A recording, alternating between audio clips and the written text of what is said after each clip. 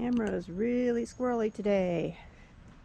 Must be Mercury retrograde or something. I did harvest 2 pickles this morning, and I see a couple more babies on the vine. There we go. I also harvested a very, very large Burpless cucumber, which I had to give to the neighbors because there's no way I could have eaten all of it. But you see there's plenty of them still there. I might go to the, here's a big one, we can take that one. Yeah. I might go to the food pantry and look at the size of that thing. And donate tomorrow because there's no way I can eat all this. And seeing that these are very thin-skinned and they pucker within a day of being harvested, so you have to use them right away. I thought, well, you know, pickles are very thin-skinned too, and maybe I can use them for pickling, but you can't. I looked it up online. You can't do it. Pickles maintain their structure in the pickling solution, and these Burpless cucumbers are very, very soft, have very weak structure, and if you put them in pickling solution, you'll get pickle mush. So you can't do it. There's a little bee for you. Anyway, I decided to do some extra videos because things are moving quickly in the garden right now. But I tried to record a video this morning, and like I said, I got inside and found out I hadn't recorded anything. Let's see here. This is Butter Baby, and I know I saw one this morning. Look at the size of that flower. That is huge. Some of the leaves are big too. But I can't find the Butter Baby right now. There's one that hasn't been pollinated yet. Right there. Hope I have it. And what else do we have here? We have a lot of midnight pumpkins on the way. The leaves on this midnight plant are huge, which shocks me because it's such a small pumpkin. It's only about 1 pound. Sorry I'm shaking the camera so much. I'm getting bugs all over me, and I tend to get rid of the bug before I think about what I'm doing. Let's see here. Do we have any more pumpkins? That one hasn't opened yet. Female flower. This is jack-o'-lantern here. And the nice thing about jack-o'-lantern type pumpkins, if you watch Giant Pumpkin Growers channels, you'll see that they have all kinds of blankets and umbrellas and stuff over their pumpkins, and that's because the leaves are small to begin with on those vines. Oh man, these little morning glory vines are driving me nuts. Anyway, the leaves are small anyway on those vines, but those pumpkins get so big that no leaf could cover them. And with jack-o'-lanterns, that's not a problem. The leaves are big, and they cover the pumpkins with no problem. Here's my biggest jack-o'-lantern, making nice progress. There's one further down the vine. It hasn't dropped it, which is amazing. They're only about 2 feet apart.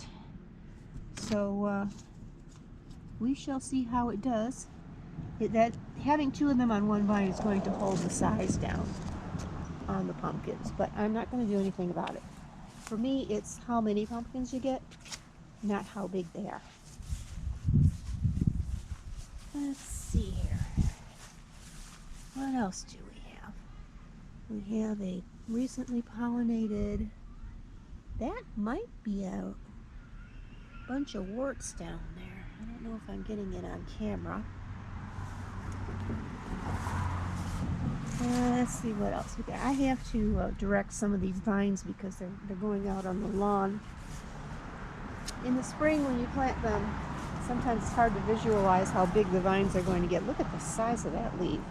Here's the cucumber. That cucumber is about 15 inches long, so gives you an idea. Of course, these bunch of worts plants do get big.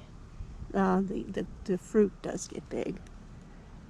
Not a lot of activity on this though. Over here, a little smaller leaf, we have Lumina, and this one's hanging in midair. So like I said in the previous video, I'm not sure the plant's going to try to drop it. I'm not a big fan of growing pumpkins on trellises. I have done it. I know a lot of people do it every year and they swear by it. I just feel it compromises the fruit. So, see, there's a big cucumber and there's the fruit right there. Give you an idea how big it is. There we go. And this is groundswell.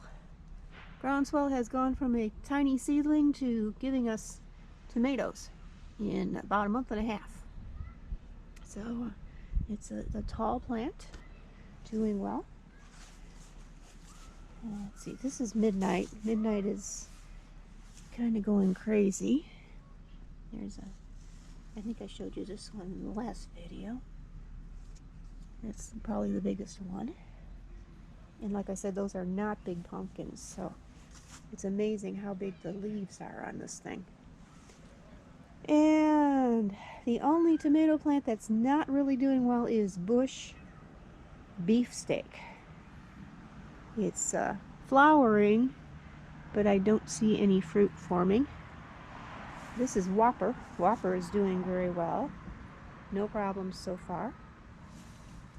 And over here we have bush Early Girl. And Early Girl is the one that one of them ripened the other day, and I pulled it, and on camera there was rot, blossom end rot. So I sprayed these very, very well with calcium spray the other day called Rot Stop, and that usually takes care of the problem. We'll see if we get any early girls that we can eat. There we go, there's a couple of big ones there. And over here, I've already eaten a couple of Melrose peppers. They are doing very well in spite of the fact that it's, until today, it's quite cold today. It's about 70 degrees Fahrenheit. It's been up in the 90s most of the time. These are doing very well in spite of that. Melrose peppers do not appreciate hot weather as much as most peppers do. So it's doing very, very well. Like I said, I've gotten 2 to eat already. None have ripened, but you don't have to wait for them to ripen. It's not a problem with these peppers, but look at the size of those guys. And these freeze well. So sometimes I do donate them, but sometimes I just freeze them because there's a problem with these. Look at how they grow upside down. Isn't that funny? There's a problem with these in that people think they're hot peppers when they're actually sweet pepper. So there is an issue there. And if you donate them, a lot of times they'll give them away as hot peppers. They're not hot peppers. People are disappointed then. Look at the size of that flower. Wow. There's our trusty cucumber here. Up to the flower. That is a big flower. That's from the bush baby vine. And like I said, I'm going to have to harvest all these cucumbers tomorrow, because and then I'm going to have to donate them very quickly because they do not keep. That's why when you see a Burpless cucumber in the grocery store, it's usually wrapped in plastic because the skin just puckers right away after you harvest them. So that's where we are today, and I'll see you again soon, and take care.